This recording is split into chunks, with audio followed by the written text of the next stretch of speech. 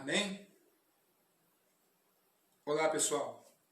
Boa noite a todos, a paz do Senhor. Fico feliz, com certeza, de te encontrar bem no seu lar para participar conosco dessa live, que é a terceira parte do estudo sobre a salvação pela fé.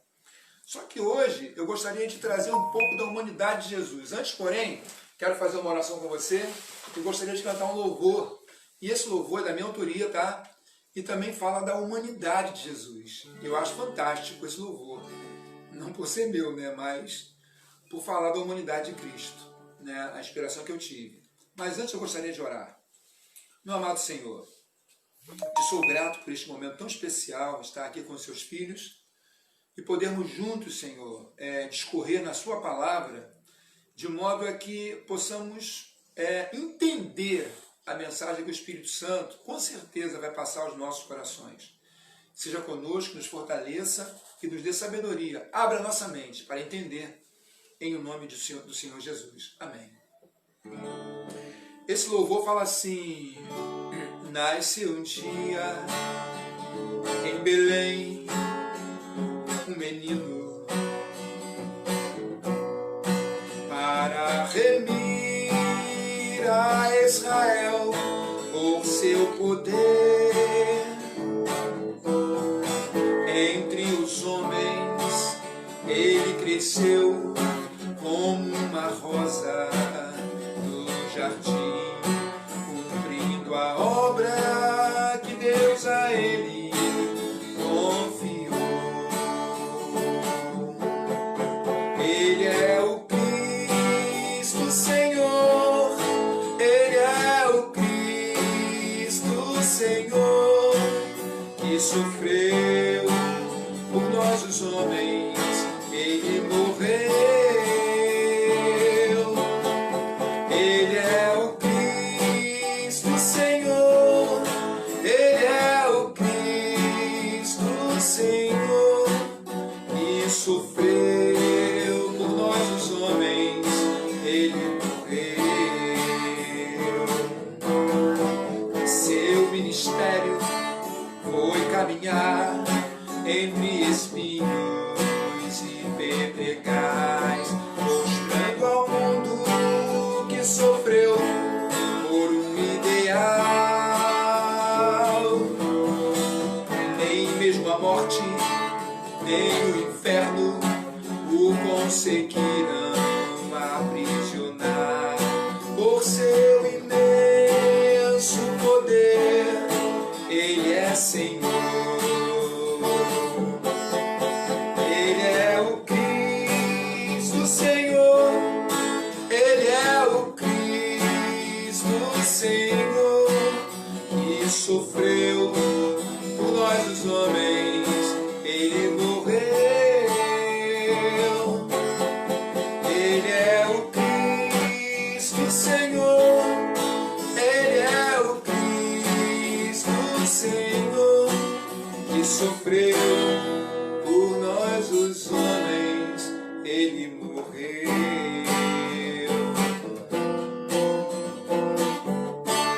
Amém? Deus abençoe a sua vida poderosamente. Como é que está aí nossa live, Cleber? Tudo bem? Tudo bem, graças a Deus. Tudo na paz, tranquilamente? Tá sim, pastor. Amém. Pessoal, eu gostaria de falar um pouco sobre a humanidade de Jesus. Tá? Sobre a humanidade de Jesus. É interessante que Jesus nasceu de Maria. Tá? Você vai encontrar aqui em Lucas capítulo 1. Capítulo 1. Você vai encontrar o anúncio do nascimento de Jesus. Tá? E que vai dizer assim: ora, o nascimento de Jesus Cristo foi assim. Eu estou lendo Lucas capítulo 1, versículo 10, que diz assim: ora, o nascimento de Jesus Cristo foi assim. Estando Maria, sua mãe, desposada com José, antes de se ajuntarem, achou-se ter concebido do Espírito Santo. Quer dizer, antes de se ajuntarem, como que Maria e José estivessem noivos, né? Preparando para se casar. Ela se achou grávida. E aqui está dizendo que ela estava grávida pelo Espírito Santo. Tá? Agora, outra coisa interessante que eu gostaria de ler, está em Mateus capítulo 1. Tá? Mateus capítulo 1. Eu gostaria de deixar para você também aqui, falando da humanidade de Jesus, certo? E aqui está dizendo assim, olha, Mateus capítulo 1.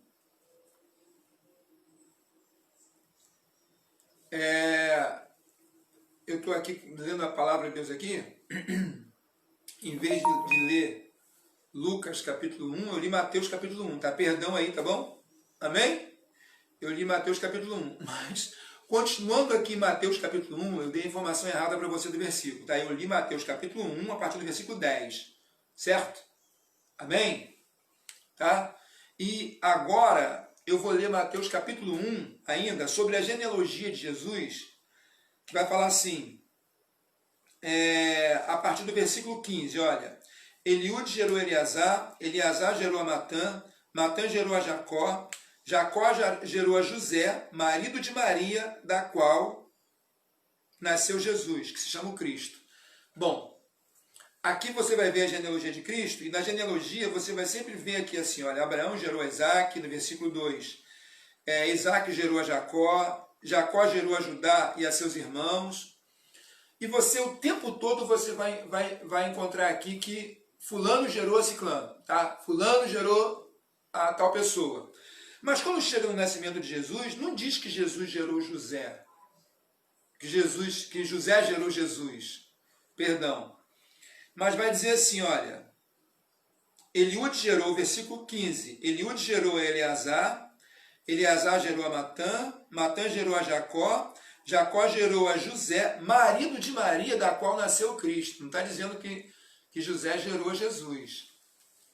Tá? Jacó gerou a José, marido de Maria, da qual nasceu Cristo. Então, você está observando que o nascimento de Jesus Cristo foi por obra e graça do Espírito Santo, correto?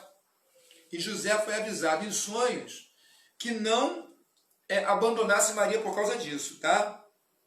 Mas que ele aceitasse receber Maria como esposa, porque o que nela estava gerado era do Espírito Santo. Está aqui no capítulo 1 ainda de Mateus, tá? Agora eu estou acertando para você aqui, que eu me confundi aqui rapidamente no início, tá? Mas acertando para você, aqui no capítulo 1 ainda de Mateus, vai dizer assim, olha, o versículo 20, vai dizer assim, e projetando ele isso, eis que em sonho lhe apareceu um anjo do Senhor dizendo, José, filho de Davi, não temas receber a Maria, tua mulher, porque o que nela está gerado é do Espírito Santo. Amém? Tá bom. Jesus vai nascer por obra e graça do Espírito Santo de Maria, sendo ainda virgem. Mas eu gostaria também de deixar para você Gálatas 4:4. Olha só, vamos lá. Gálatas 4:4. É uma passagem da Bíblia importantíssima, que eu gostaria de ler com você agora. Gálatas capítulo 4, verso 4, que diz assim, olha.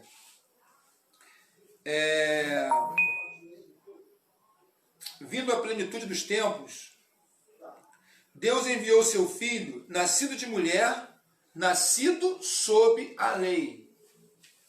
Veja bem, vindo à plenitude dos tempos, ou a totalidade dos tempos, a época que Deus decidiu para o nascimento de Jesus Cristo, ele nasceu de mulher e viveu sob a lei. Nascido sob a lei. Então, é importante saber que Jesus Cristo nasceu de uma mulher aqui na terra, Maria. Correto? Porém, Maria era virgem. Ela não, ele vai dizer aqui em Lucas, capítulo 1 de Lucas, tá? Eu vou voltar lá no Evangelho de Lucas, tá? Que são tantas informações, por isso que eu estava também, minha visão estava falhando aqui, a visão embaralhou aqui um pouquinho nos versículos, eu me confundi um pouquinho, mas vamos voltar aqui à realidade, né? Aqui no capítulo 1 de Lucas, olha o que diz a palavra do Senhor aí, ó. Que fala do anúncio do nascimento de Jesus, ó. E no 6º mês foi o anjo Gabriel enviado por Deus a uma cidade da Galiléia chamada Nazaré, a uma virgem desposada com um varão cujo nome era José, da casa de Davi, e o nome da virgem era Maria. E entrando o anjo onde ela estava, disse, salve agraciada, o Senhor é contigo, bendita és tu entre as mulheres. E vendo ela, turbou-se muito com aquelas palavras e considerava que saudação seria aquela. O anjo disse: Maria, não temas, porque achaste graça diante de Deus. Eis que em teu ventre conceberás e darás um filho, porás o nome de Jesus. E este será grande e será chamado Filho do Altíssimo, e o Senhor Deus lhe dará o trono de Davi, seu pai. E reinará eternamente na casa de Jacó, e o seu reino não terá fim. Disse Maria: como se fará isso, visto que não conheço homem? Quer dizer, ela está dizendo que nunca se deitou com um homem. Ela não era uma mulher casada, ela estava noiva ainda, não tinha se não estava ainda, não tinha se ajuntado com José. É isso que Maria quer dizer. Então preste atenção. Vai acontecer o nascimento de Jesus. E o que eu quero passar para você é que desde esse nascimento, eu não posso ler todas as passagens porque vai tomar muito tempo. Desde esse nascimento, eles receberam a visita dos pastores que vieram testemunhar o nascimento de Jesus Cristo, ainda quando eles estavam ainda naquela estrebaria. Os magos vieram também do Oriente para testemunhar o nascimento do Messias, porque eles viram uma estrela do Oriente, seguiram a estrela, e a estrela chegou até o local onde Jesus estava, e já era em casa, elas já estavam na casa. Os magos trouxeram presentes para ele, ouro, incenso e mirra, que foram presentes que com certeza ajudaram muito na criação de Jesus Cristo, ajudaram muito a Maria e José, porque eles eram pobres, eles não eram ricos.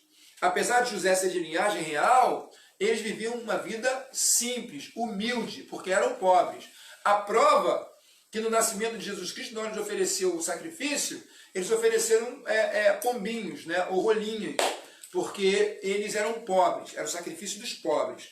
Agora, veja bem, outra coisa importante que eu gostaria de mostrar para você é sobre a humanidade de Jesus. Aqui em Lucas capítulo 2 e no verso 40, tá?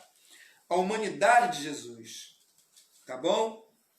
Vai dizer assim aqui a palavra, o verso 40. Preste bastante atenção, hein? E o menino crescia e se fortalecia em espírito, cheio de sabedoria, e a graça de Deus estava sobre ele. Bom, aqui está falando do nascimento, do primeiro dia de nascido até os 12 anos de idade. Tá? Esse versículo aqui me remete desde o nascimento dele, de Jesus Cristo, até os 12 anos de idade. Porque aqui está dizendo o seguinte: e o menino crescia e se fortalecia em espírito, cheio de sabedoria, e a graça de Deus estava sobre ele. Olha bem. E vai dizer aqui que todos os anos, José e Maria, junto com a família, iam para Jerusalém, para a festa da Páscoa. E o que vai acontecer aqui? E regressando eles, terminados aqueles dias, ficou Jesus em Jerusalém, e não souberam seus pais. Olha bem, Jesus ficou em Jerusalém. Regressando eles à festa da Páscoa, Jesus Cristo ficou em Jerusalém com 12 anos de idade, como que se perdeu dos pais. Na realidade, ele não havia se perdido dos pais. Veja o que vai dizer aqui, olha só. E regressando eles, terminado aquele dia, ficou o menino Jesus em Jerusalém, e não souberam seus pais. Pensando, porém, que viria na companhia pelo caminho de parentes, andaram o caminho de um dia procurando entre os parentes e conhecidos. E como não encontrassem, voltaram a Jerusalém em busca dele. E aconteceu que, passado 3 dias, o acharam no templo, assentado no meio dos doutores, ouvindo e interrogando-os. Olha só. E todos os que ouviam admiravam da sua inteligência. E quando viram, maravilharam-se, e disse sua mãe, filho, por que fizeste isso com a gente? Eis que eu e teu pai, ansiosos, te procuramos. E ele disse, por que é que me procuráveis? Não sabeis que me convém tratar dos negócios do meu pai? Então veja bem, é importante saber que aqui o versículo 42 vai dizer que Jesus Cristo estava com 12 anos. José e Maria procuraram ele por 3 dias. E sabe onde ele estava? No meio dos escribas, no meio dos fariseus, discutindo, debatendo, conhecendo os negócios do templo. E quando Maria e José reclamaram com ele, eles disseram assim, vocês não sabiam que eu tenho que tratar dos negócios de meu pai? Então você está vendo a humanidade de Jesus até os 12 anos de idade. E dos 12 aos 30 anos de idade. E dos 12 aos 30 anos de idade. Eu gostaria de convidar você a abrir a sua Bíblia no Evangelho de Marcos. Tá? Marcos. Aqui, Marcos, no capítulo 6 do Evangelho de Marcos. Olha bem. Jesus Cristo foi a Nazaré.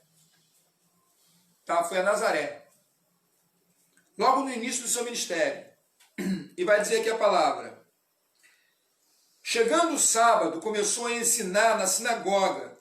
E muitos ouvindo se admiraram, dizendo, de onde vêm essas coisas a ele? Que sabedoria é essa que lhe foi dada? E como se fazem tais maravilhas por suas mãos? Não é esse o carpinteiro? Tá vendo? Que interessante, Paulo. Uhum. Viu, Kleber? Não é esse o carpinteiro? Isso quer dizer que Jesus viveu como carpinteiro em Nazaré. Uhum. Correto? Correto. Então aqui, em Marcos 6, está dando, falando sobre o período dos 12 aos 30 anos de idade de Jesus. Porque quando chama ele de carpinteiro, pensa bem, lá atrás nós vimos ele com 12 anos no meio dos doutores. E agora ele vai começar a aprender o ofício da carpintaria com José. E José faleceu e Jesus Cristo assumiu a carpintaria. A prova que aqui eles estão dizendo, não é esse o carpinteiro? Agora, deixa eu falar uma outra coisa importante que muitos não sabem e até mesmo confundem as coisas. Nós ainda estamos falando de salvação, queridos, tá bom? Olha o que diz aqui, olha. Não é esse o carpinteiro? Eles falaram, filho de Maria, irmão de Tiago, José, de Judas e de Simão. Não está falando de Judas Iscariotes aqui não, é outro Judas, irmão de Jesus. E Simão. E não estão aqui conosco as suas irmãs? Existem algumas religiões que tentam dizer que aqui a palavra está generalizando, como todos somos filhos de Maria. Nada disso. O pessoal que mora em Nazaré, que morava em Nazaré, eles estão explicando aqui, não é esse o filho do carpinteiro? Não é esse o carpinteiro, filho de José? Olha só, filho de Maria, não estão aqui entre nós as nossas irmãs? Isso significa o quê? Eu vou voltar em Mateus capítulo 1. Tá? Isso significa o quê? Eu vou voltar em Mateus capítulo 1. Tá? Olha bem. Aqui em Mateus capítulo 1, o anjo não anuncia o nascimento de Jesus para José? Não fala para José que ele tinha que receber Maria como esposa?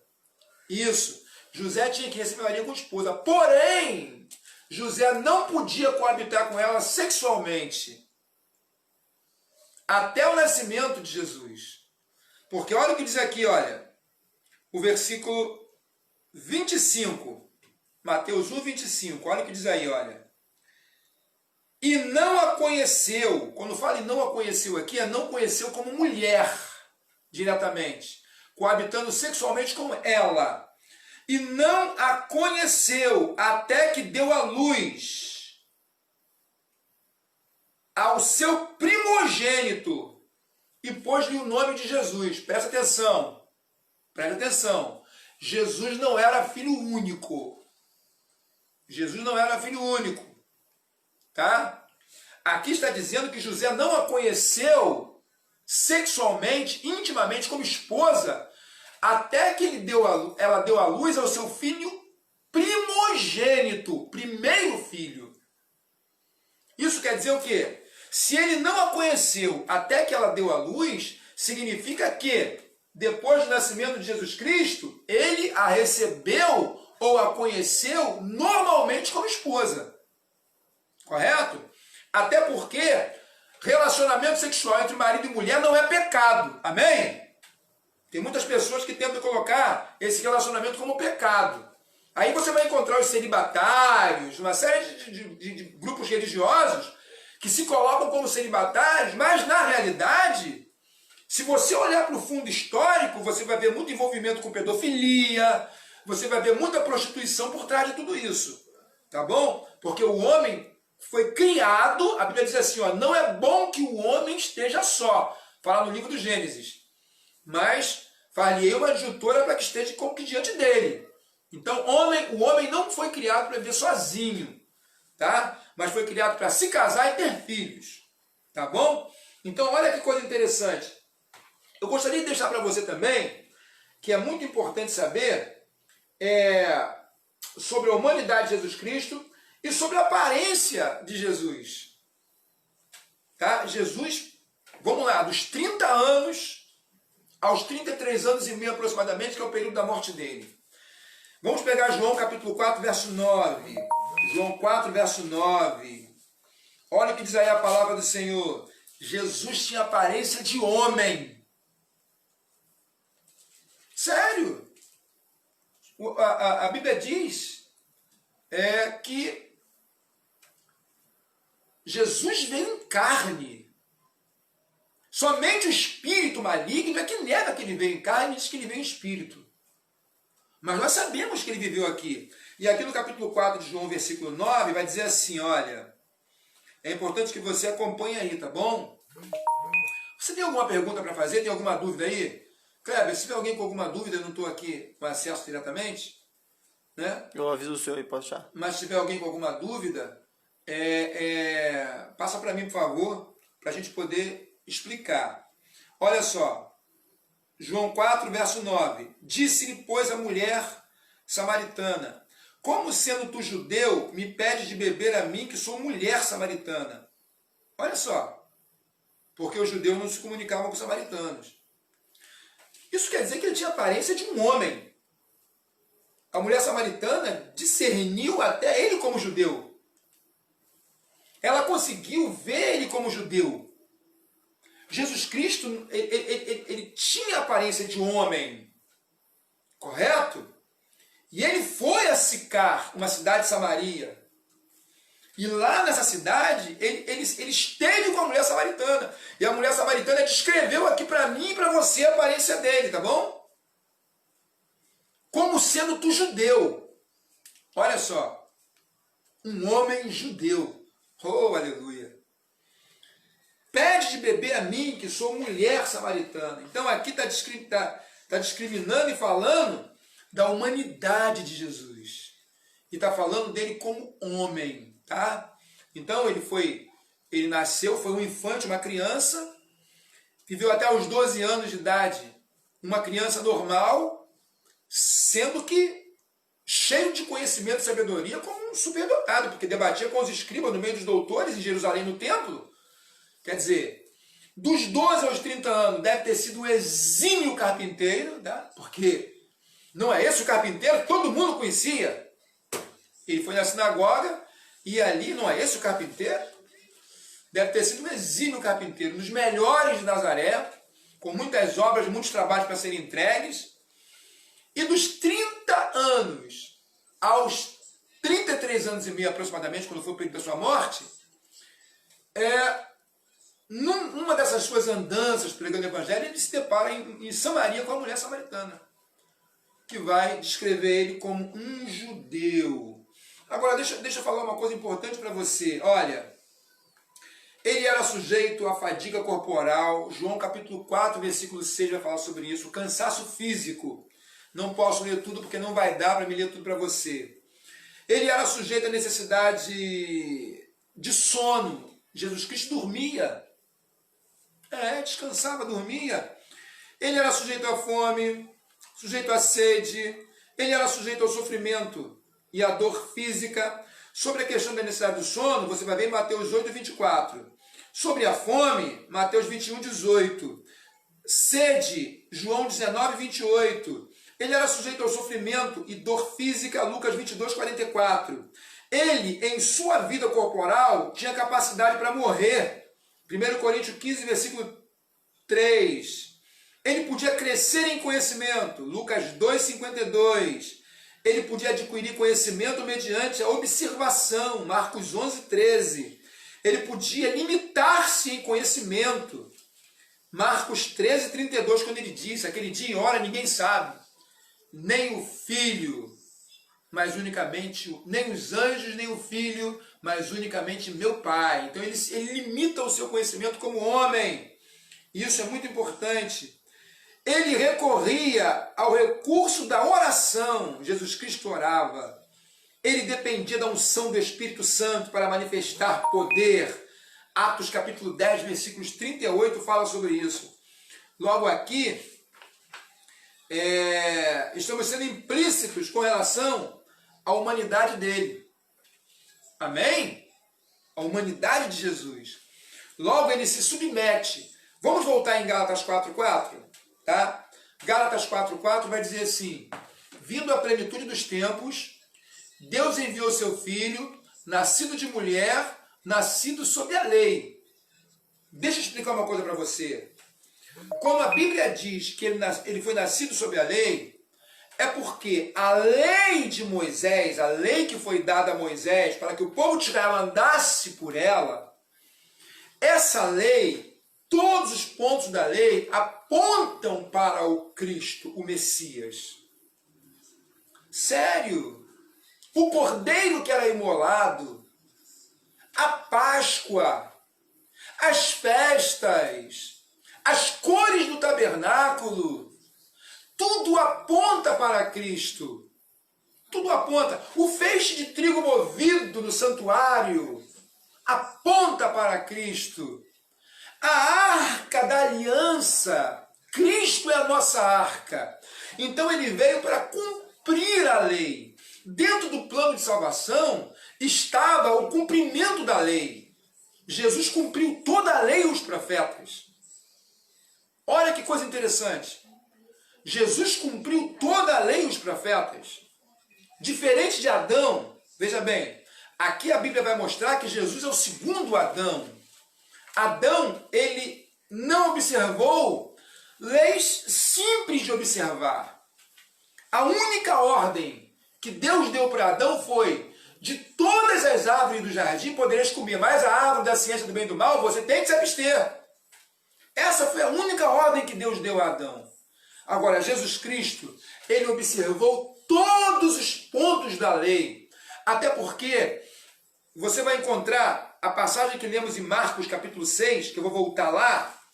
Olha bem, vou voltar aqui em Marcos capítulo 6, que Jesus vai numa sinagoga em Nazaré.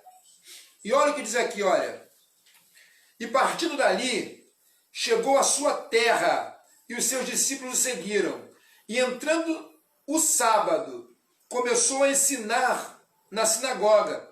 E muitos ouvindo, admirados, dizendo: de onde vêm essas coisas, essa sabedoria?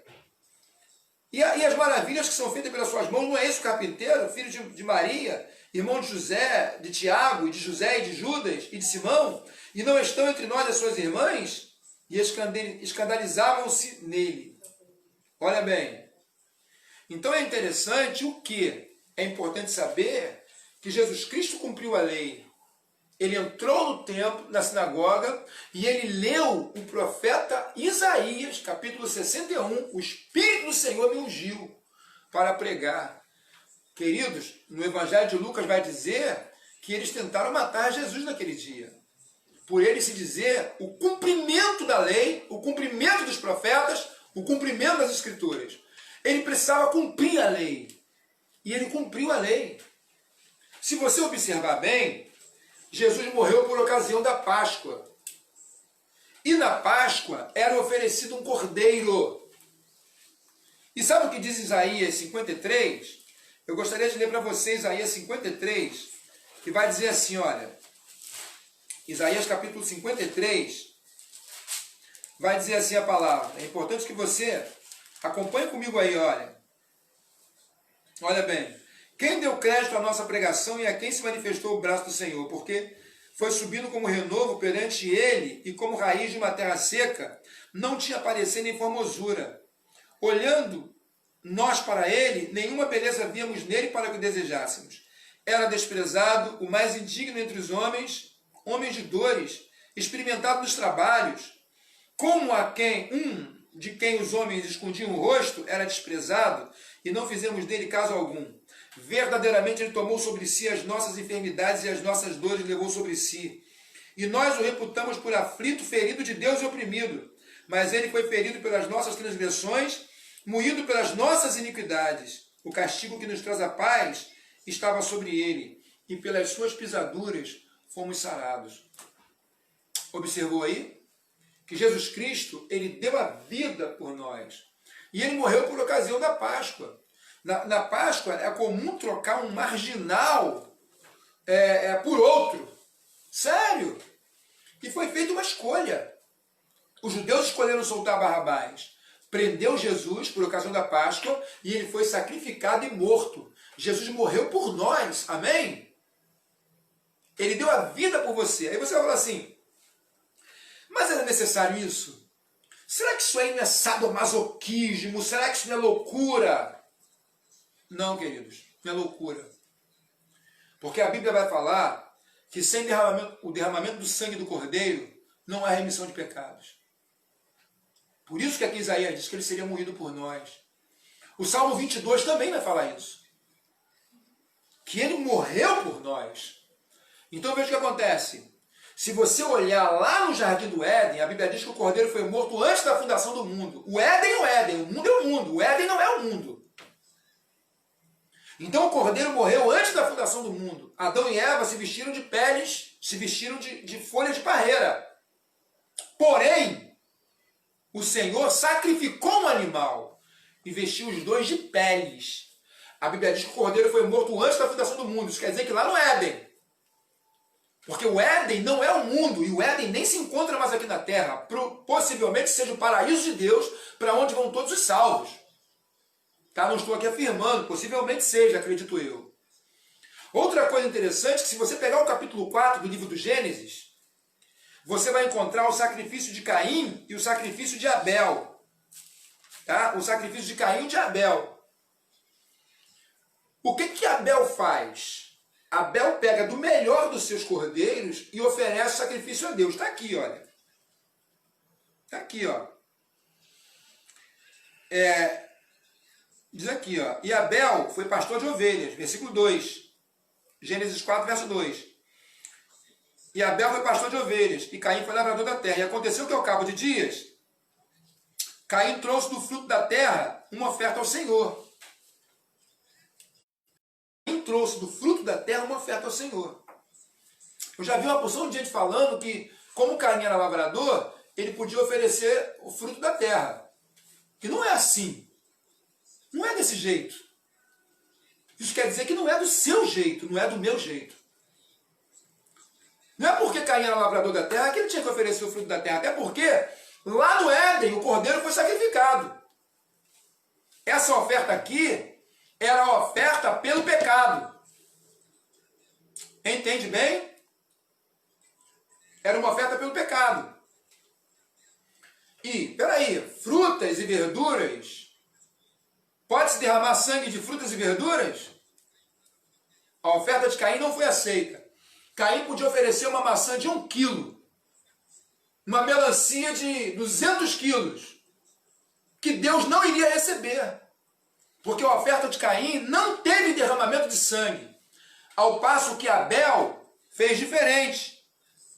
Abel diz aqui o versículo 4. Abel também trouxe dos primogênitos das suas ovelhas e da gordura. E atentou o Senhor para Abel e para a sua oferta. Porque a oferta de Abel foi sacrificial. Correto? Se você olhar para Gênesis capítulo 22, você vai ver Abraão levando Isaque ao Monte Moriá para oferecê-lo como sacrifício por pedido de Deus. Isaque ali representa Cristo. Mas foi substituído pelo Cordeiro. Na realidade, quer dizer, ali mostra a fé de Abraão, né? Ali mostra a substituição. Quem deveria morrer seríamos nós, os nossos pecados. Porém, Isaque foi substituído pelo cordeiro. E ali Abraão levantou o cutelo e imolou o cordeiro e houve derramamento de sangue. A Bíblia diz que sem derramamento de sangue não há remissão de pecados. E Jesus Cristo, ele fez o quê? ele, como ovelha muda, como lemos em Isaías 53, foi levado ao matadouro e diante dos seus tosqueadores não abriu a sua boca. Ele foi imolado por nós. O sangue de Jesus foi derramado por nós. Aqui os evangelhos, vou mostrar os 4 evangelhos, a crucificação de Jesus e o seu sangue sendo derramado por nós, para que nós pudéssemos alcançar a vida eterna. Por isso a Bíblia diz, ele morreu por nós, sendo nós ainda pecadores. Então ele deu a sua vida por um pecador. Existe amor maior do que esse? João 3,16 vai dizer, porque Deus amou o mundo de tal maneira que deu o seu Filho único, para que todo aquele que nele crê não morra, não pereça, mas tenha vida eterna. É através desse sacrifício que eu gostaria de ler para vocês João capítulo 1, Evangelho de João capítulo 1. Não existe outra forma de você e eu sermos filhos de Deus. Tá? Aqui João capítulo 1 vai dizer o quê?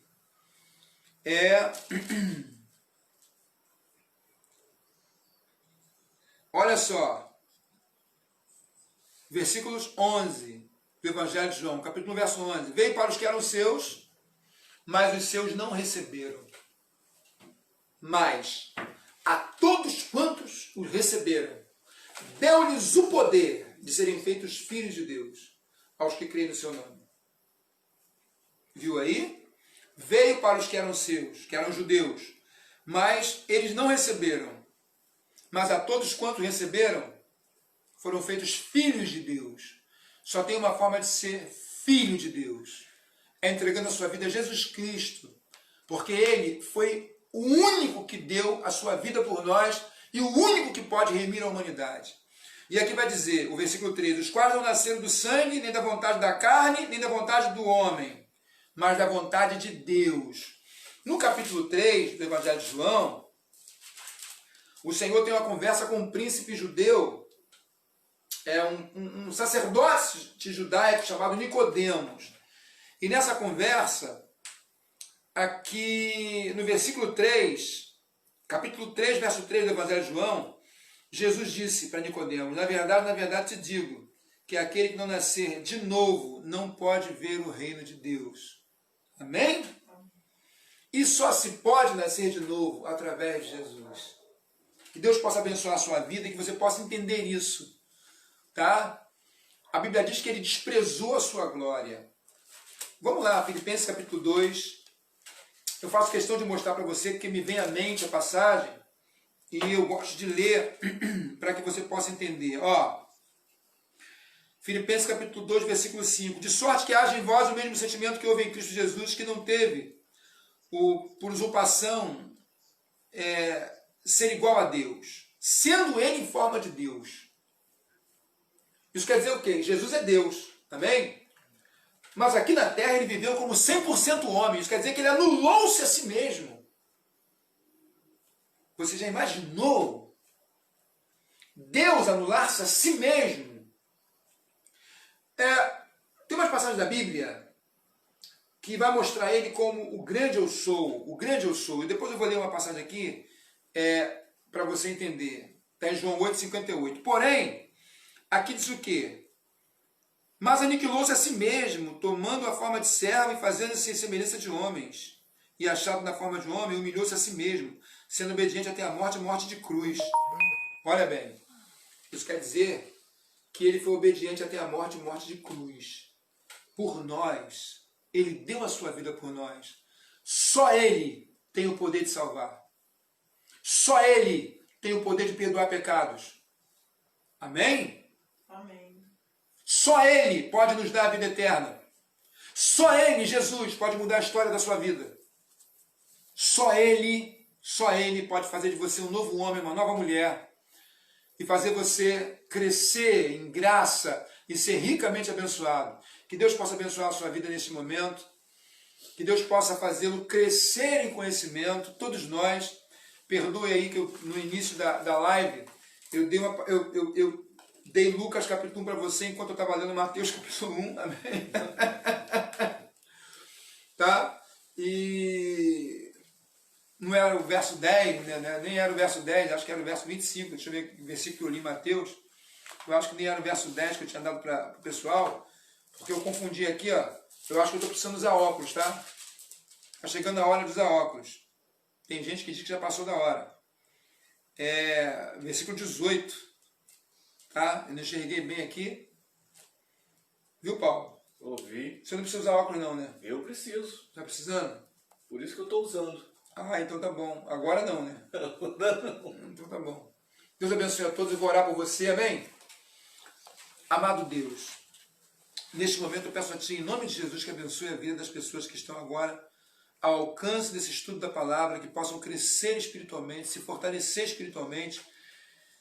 E se tiver alguém desviado do caminho, Senhor, traga de volta para a Tua presença. Eu te peço nessa hora, em nome do Senhor Jesus, que a graça do Senhor esteja sobre a sua vida. Deus te abençoe. Tem alguma dúvida, alguma coisa? Quem quer? Ficou alguma pergunta, cara? Não teve não, pastor. Não? Amém. Você só esqueceu de ler o João 8,58. João 8,58, eu prometi que ia mostrar para o pessoal. Positivo. Tá, João 8,58, só para encerrar, já encerrou, estamos encerrando, certo? João 8,58 eu prometi de ler, o Paulo me lembrou aqui agora, que vai dizer, vamos ver o que diz aqui a palavra. E Jesus é. Isso, João 8,58. Vamos ver aqui. E disse-lhe Jesus, em verdade vos digo, que antes que Abraão existisse, eu sou. Amém? Amém. Certa vez o Senhor falou para Moisés, né? Moisés perguntou a Deus, e quando os filhos de Israel perguntarem o seu nome, o que eu direi? Fala aos filhos de Israel, eu sou, e enviou a vós. Deus abençoe a todos em nome de Jesus. Amém.